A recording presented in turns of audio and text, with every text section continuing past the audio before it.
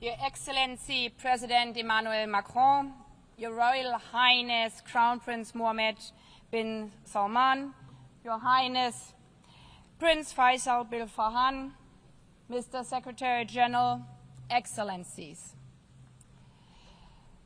Taking over the presidency of the General Assembly, I received many letters. One moved me deeply.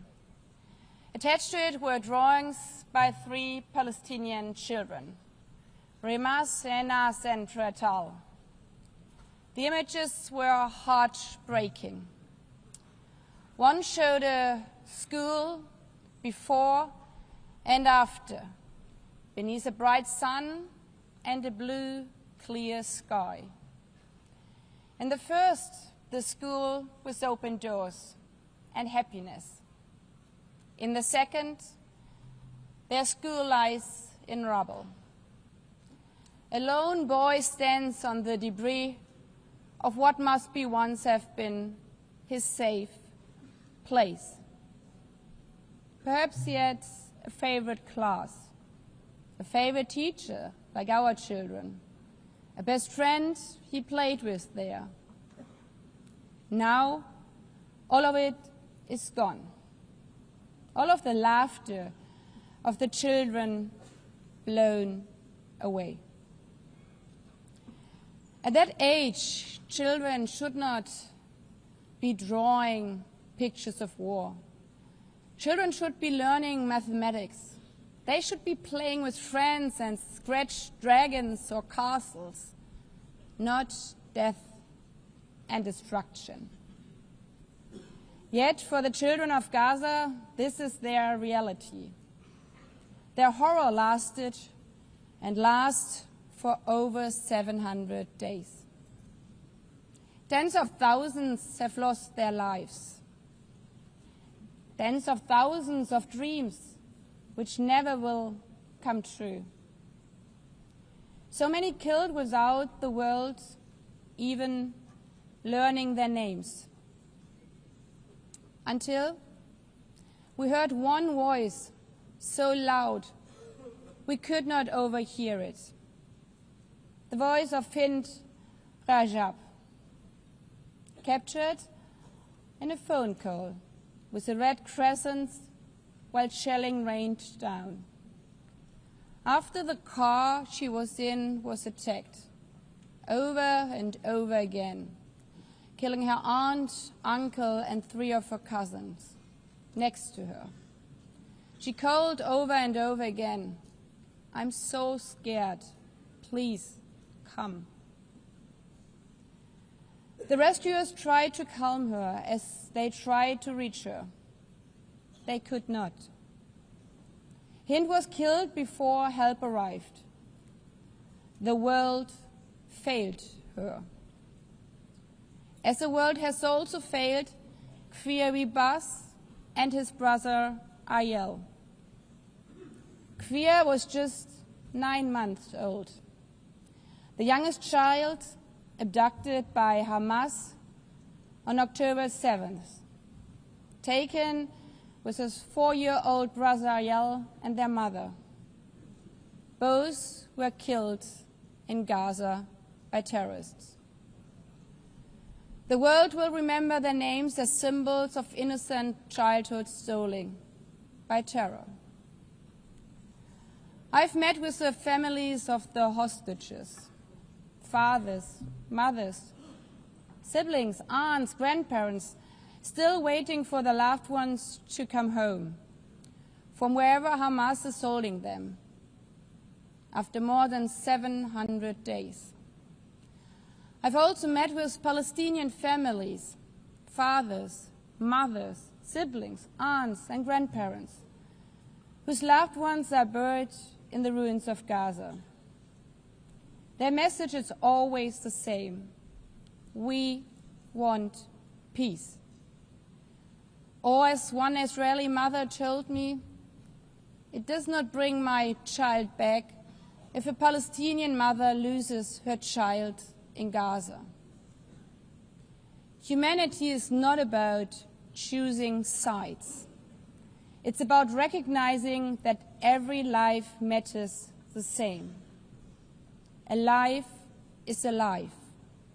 A Palestinian girl's life is alive.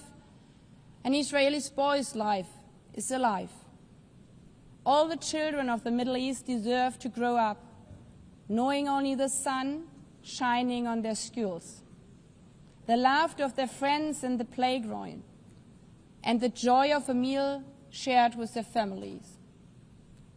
Not the horrors of starvation, not the horrors of war and terror. Excellencies, the General Assembly has been very clear.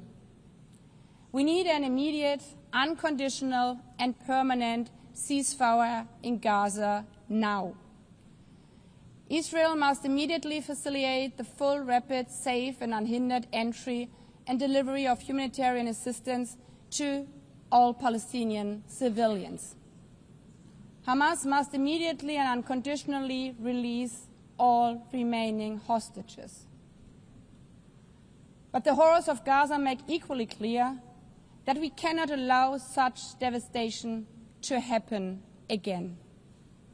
While the situation in Gaza is unacceptable, settlement expansions and demolitions in the occupied West Bank, including East Jerusalem, are eroding any prospects for a political solution.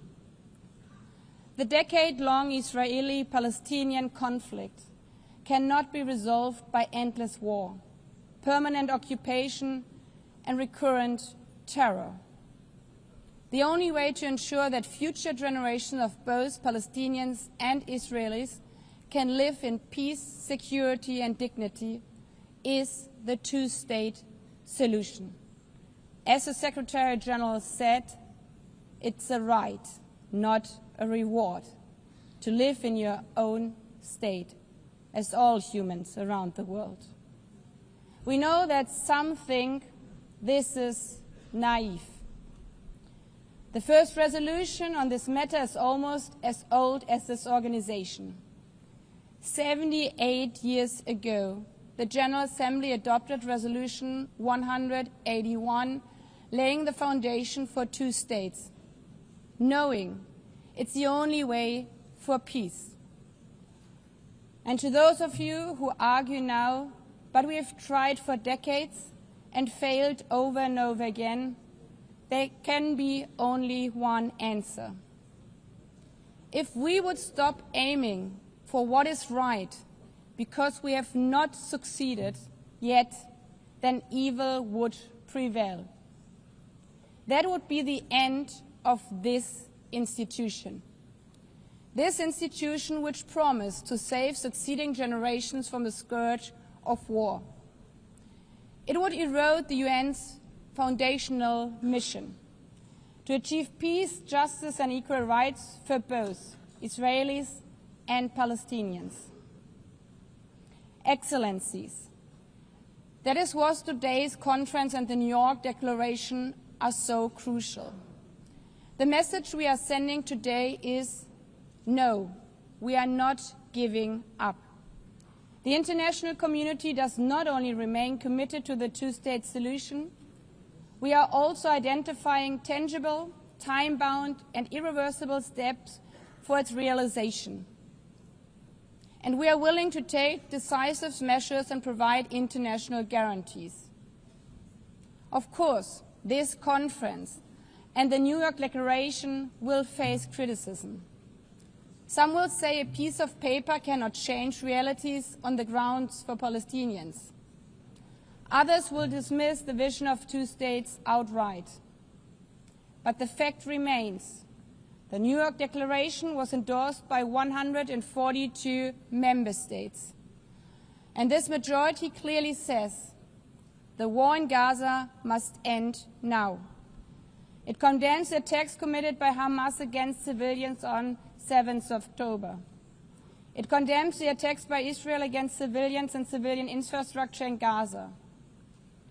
It calls on Hamas to end its rule in Gaza and hand over its weapons. A sovereign and viable state of Palestine needs to be established, living side by side with the state of Israel in peace and security, with mutually recognized borders and full regional integration. Excellencies, the call for peace and the two-state solution is not an abstract. Not for the children watching missiles destroy their school. Not for the families waiting for news that their sons and daughters might be released from captivity. Not for the UN staff in Gaza who have witnessed their colleagues shot. Not for those who have been injured or maimed and will have to live with the trauma of this conflict for the rest of their life. It's an aspiration, but it's also an obligation. We owe it to the memory of Fint, Krier and Ariel and the many, many others. And we owe it to the children like Remas, Enas and Rital, and all the children of Palestine and all the children of Israel, hoping for a better tomorrow, so that they may not inherit rubble, grief and despair, but safety, dignity and hope, to live one day in peace, side by side.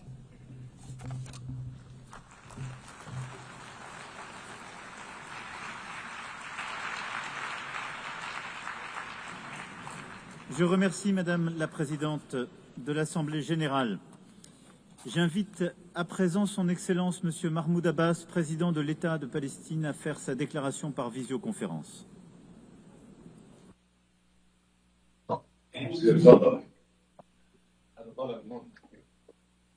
شكرا. بسم الله الرحيم. فخامة الرئيس إيمانويل ماكرون، صاحب السمو الملكي الأمير محمد بن سلمان آل سعود، سمو الأمير فيصل بن فرحان وزير خارجية السعودية، معالي الأمير